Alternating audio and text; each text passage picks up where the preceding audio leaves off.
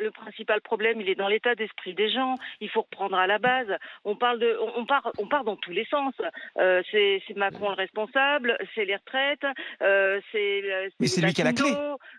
Mais il a la clé de quoi? Aujourd'hui, il envoie l'image de quelqu'un qui va gouverner seul. Un président doit rassembler. Un président de la République, il est là pour rassembler. Mais il dirait, OK, taxe sur les super profits à 5%. Il s'en rapproche de plus en plus, mais pour l'instant, il l'a pas dit. Vraiment de la colère?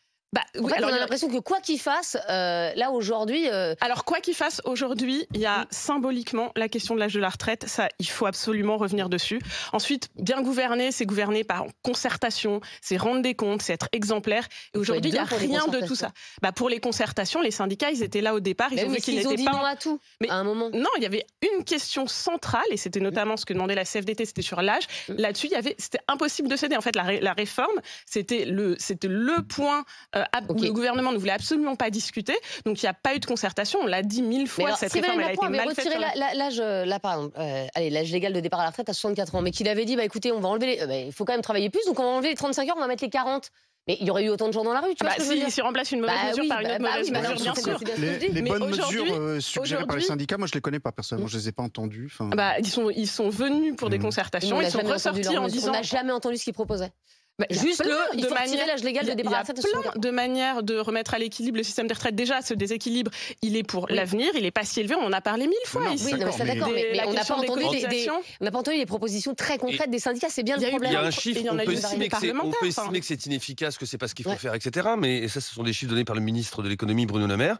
Entre 2021 et 2023, la France aura dépensé 100 milliards d'euros pour lutter contre l'inflation. Donc évidemment c'est énorme, et puis n'oublions pas également autant d'augmentation des précarités, c'est quand même dommage de l'avoir fait comme ça. N'oublions pas le quoi qu'il en coûte. Juste alors très rapide Anne-Sophie, mais allez-y. Pardon. Je pensais que vous alliez passer. Non, mais en fait, il y a aussi la question de l'exemplarité, c'est-à-dire que le gouvernement n'a pas arrêté d'avoir une communication à la limite du mensonger sur cette réforme. Là, aujourd'hui, on a Gérald Darmanin qui explique qu'il n'y a pas d'armes de guerre qui sont utilisées. Bon, c'est des armes catégorie A2, armes de guerre qui sont utilisées contre les manifestants. Il a dit que la police avait été imparfaite sur la gestion de... Il a fini par dire ça, mais en fait, il y a une perte de confiance terrible. On ne peut pas avoir un gouvernement qui dit des contre-vérités, pour ne pas dire mensonges. Thierry Moreau, c'est quoi la solution pour Emmanuel Macron ? Parce qu'on sent quand même... là, en fait, personne n'aimerait être à sa place. Sors une solution de ton chapeau, Thierry. Voilà, d'habitude, il y a des postes qui cristallisent comme ça.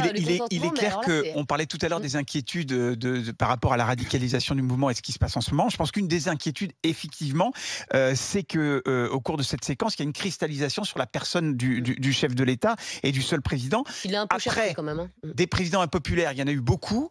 Aussi bien, tu parlais de François Hollande, mais Nicolas Sarkozy a été plus impopulaire que 30%. Tous les présidents ont été impopulaires à un moment ou à un autre. Le seul problème, c'est qu'aujourd'hui... Et puis alors, cette situation, elle découle directement de nos institutions. Parce qu'on a un pouvoir présidentiel très fort. Et en plus... Emmanuel Macron a opéré une gestion du pouvoir très forte. Il a hyper présidentialisé son premier quinquennat et il fait la même chose sur le début du deuxième. Donc c'est vrai que il est le seul à avoir la clé de sortie de ce conflit. Donc le problème, c'est que on attend une parole, on attend un geste, parce qu'il a pris la parole, ça a été raté.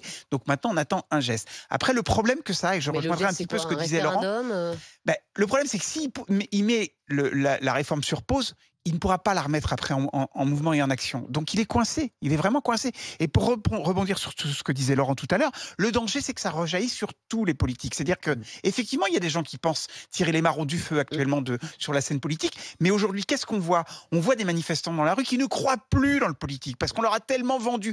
On voit une Delphine Batho qui était par exemple pour la bassine, qui finalement maintenant est contre. On a des gens qui étaient pour la retraite à 65 ans et qui, chez les Républicains, se sont opposés à cette réforme. Donc on a tellement de gens qui changent d'avis que je dirais que lui, il a vocation à rester droit dans ses bottes et ça va être compliqué de s'en sortir. Rémi, vous avez plein de messages sur l'application RMC. Et quid de l'alternative possible ? Il y a Steven qui nous écrit à ce sujet. Emmanuel Macron a voulu absorber la droite et la gauche. Du coup, on n'a plus aucune solution alternative en cas de dissolution de l'Assemblée nationale.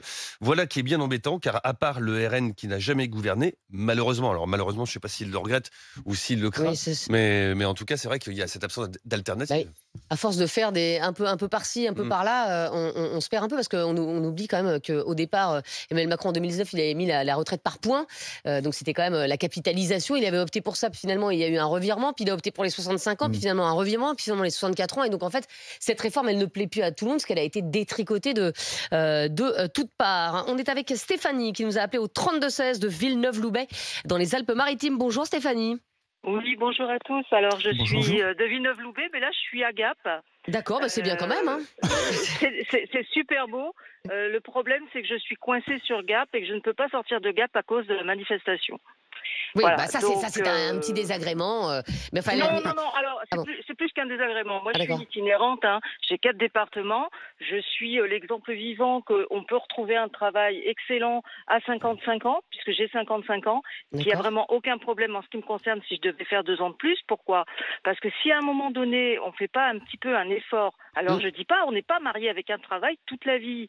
C'est-à-dire qu'aujourd'hui, on est quand même d'accord pour dire qu'on peut se former à d'autres choses, qu'on peut faire d'autres choses, et que si on a un travail pénible, il y a plein de portes qui sont ouvertes pour justement pouvoir faire autre chose. Donc, si j'en reviens à l'instant T et demander si Macron est le seul, on va dire, j'ai pas dit le seul, mais est-ce que c'est le principal problème aujourd'hui? Mais c'est pas le principal problème. Le principal problème, il est dans l'état d'esprit des gens. Il faut reprendre à la base.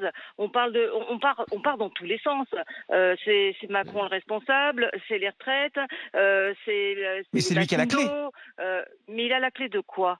De sortie de conflit. C'est quoi la sortie? Il arrête tout et après il pourra plus jamais gouverner. Moi, personnellement, je ne suis pas une pro-Macron, d'accord? Moi, personnellement, ça ne me fait pas rêver de travailler encore 2 ans de plus. Mais si je dois le faire, je le ferai parce que c'est ma valeur. Ma valeur travail. Je l'ai inculqué à mon fils, mon compagnon, ancien pompier de Paris, aujourd'hui infirmier au SAMU, il a la même valeur que moi. Voilà, s'il faut le faire, on va le faire. Parce qu'on a envie d'améliorer nos vies, parce qu'on a envie de plein de choses. On a envie de vivre aussi en dehors de ça. Mais ce que je crois aujourd'hui, c'est que c'est pas le seul responsable, c'est tout un état d'esprit.